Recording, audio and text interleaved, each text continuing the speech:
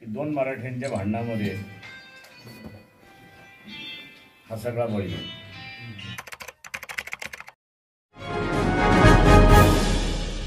अस्सलाम वालेकुम, आदाब, नमस्कार। परभणी न्यूज़ महानगर में आपके साथ शेख इफ्तिखार।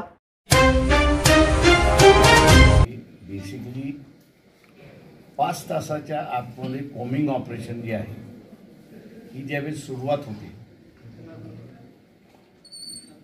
त्यावेळेस अनगाइडेड मिसाईल ज्याला आपण म्हणतो तसं महाराष्ट्राच्या देशाच्या व्यवस्थेमध्ये काही सिस्टम आली आहे का ही, आणि म्हणून मगाशी म्हणालो की मी अधिकाऱ्यांशी बोलल्याशिवाय माझं मत त्या संदर्भातलं मी मांडणार नाही म्हणून असं आहे। म्हणून मी मगाशी म्हटलं ना की हा कोऑर्डिनेटेड एफर्ट आहे की अनकोऑर्डिनेटेड एफर्ट आहे याच्यामध्ये। आता इमिजिएटली वरचे अधिकारी काही बोलतील का असं मला वाटत नाही त्या सगळ्याच्यामध्ये। हे जर अनकोऑर्डिनेटेड असेल तर मी म्हणेन ही फार मोठी गंभीर बाब आहे। माझं म्हणणं असं आहे की इथल्या सोमनाथ सूर्यवंशीच्या ह्याच्यामध्ये मीच IG आणि SP ना म्हणालो होतो की यांचे जे पोस्टमॉर्टम आहे हे अशा मेडिकल कॉलेजमध्ये झालं पाहिजे की ज्यांच्याकडे फॉरेन्सिक डिपार्टमेंट आहे, आणि औरंगाबादमध्ये फॉरेन्सिक डिपार्टमेंट आहे, अत्यंत चांगलं फॉरेन्सिक डिपार्टमेंट आहे, आणि तिथे मग त्यांचं पोस्टमॉर्टम करायचं त्या ठिकाणी ठरलं। कोर्टाला सुद्धा त्या पद्धतीने असं अर्ज काढला पण तो प्रेस करण्याची गरज पडली नाही, कारण का ॲडमिनिस्ट्रेशनने ते असं मान्य केलं अशी परिस्थिती, आणि तिथे असं लक्षात आलेलं आहे की मल्टिपल इंजरीज ते नेहमी म्हणत असतो की आपल्या इथे पोस्टमॉर्टम म्हटलं की विस्कारा काढून घेतला की लोकांना असं वाटतं नाही आता सगळं बरं होणार। लोकांच्या माहितीसाठी असताना सांगतो की पोस्टमॉर्टम हे 2 पद्धतीचं आहे। एक फॉरेन्सिक डिपार्टमेंट पोस्टमॉर्टम करतं आणि पॅथॉलॉजिकल डिपार्टमेंट असताना पोस्टमॉर्टम करतं। पॅथॉलॉजी हे जे पोस्टमॉर्टम करतं ते विस्कारा काढून घेतं आणि लिक्विड ॲनालिसिस करून पॉयझन आहे की नाही, अमुक आहे की नाही ही त्याच्यामध्ये असताना सांगतं। परंतु आता जे असताना सूर्यवंशीचं जे असताना फॉरेन्सिक डिपार्टमेंटने जे पोस्टमॉर्टम केलेलं आहे त्याच्यामध्ये सगळ्यात सूक्ष्म बाबी ह्या आलेल्या आहेत। त्याच्या नर्व्स कशा होत्या, त्याचे मसल्स कसे होते, त्याचे बोन्स कसे होते, त्याला शॉक नर्व्सला किती बसलेला आहे, आणि त्याच्यामुळे कॉज ऑफ डेथ हे आता तिथे इस्टॅब्लिश झालेलं आहे की त्याला मारहाणीमुळे त्याचा कॉज ऑफ डेथ आहे अशी परिस्थिती आहे। मी की 2 मराठ्यांच्या भांडणामध्ये हा सगळा बळी गेला। थांब, ते योग्य वेळेस नाव सांगितलं त्याचा अंत्यविधी इथेच ते करायचं, त्यांच्या आईवडिलांचं आणि भावांचं चाललं ते होईपर्यंत मी त्याची घरं फोडण्यात आलेली आहेत पोलिसांमार्फत।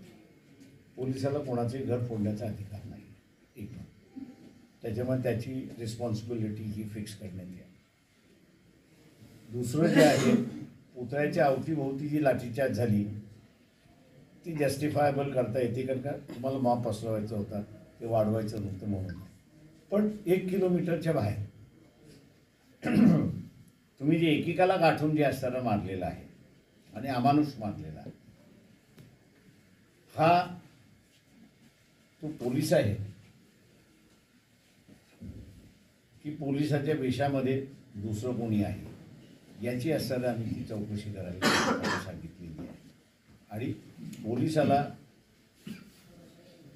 सामान्य माणसाला म्हणजे तो दंगलीत नाही आहे किंवा दंगलीचे 1 किलोमीटर बाहेर आहे त्याला तुम्हाला असणारा मारण्याचा अधिकार नाही किंवा पकडण्याचाही अधिकार नाही।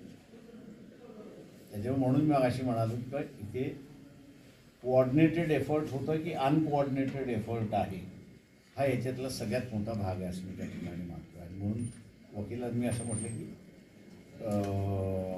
ज्यांना ज्यांना मारलेलं आहे हे केलेलं आहे अमानुषपणे त्याच्यासुद्धा केसेस तुम्ही असणारा डिस्ट्रिक्ट कोर्टामध्ये दाखल करा.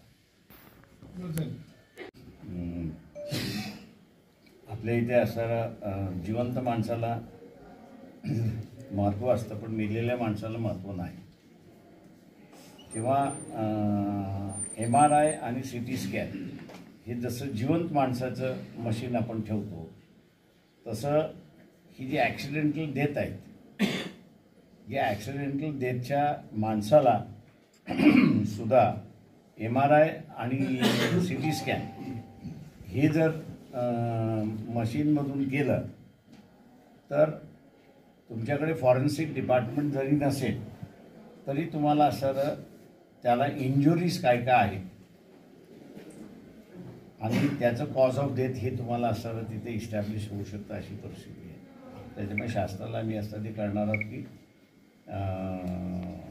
पोस्टमॉर्टमचे नियम जे आहेत त्याच्यामध्ये नुसतं पॅथॉलॉजिकल नाही तर असणारं फॉरेन्सिक डिपार्टमेंटच्या ह्याच्यामार्फतसुद्धा त्याचं पोस्टमॉर्टम झालं पाहिजे. त्याची आज मला वाटतं सूर्यवंशीचं फॉरेन्सिक झाल्यामुळे त्याचं कॉज ऑफ डेथ तिथे इस्टॅब्लिश झालं असेल. आणि कोणीच बोलायला तयार नाही आहे, कोणीच काही सांगायला तयार नाही. आणि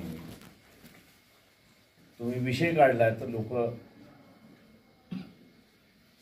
रामराम करतात अशी असणारी परिस्थिती आहे.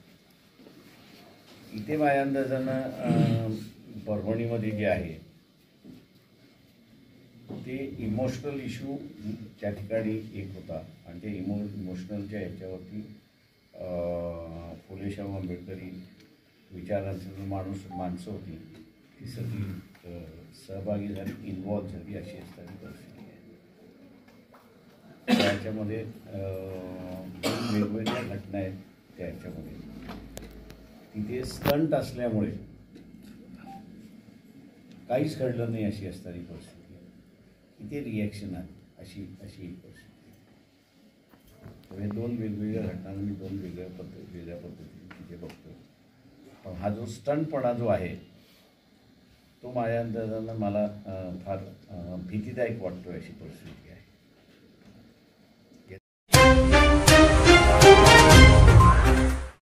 हमारी न्यूज़ आपको किस तरह पसंद आई है इसके बारे में लाइक करें, शेयर करें, कमेंट्स करें. सब्सक्राइब अब तक नहीं किया है तो सब्सक्राइब जरूर करें, बेल आइकन का बटन जरूर दबाएं ताकि हमारी ली हुई खबर सबसे पहले आप तक पहुंच सके.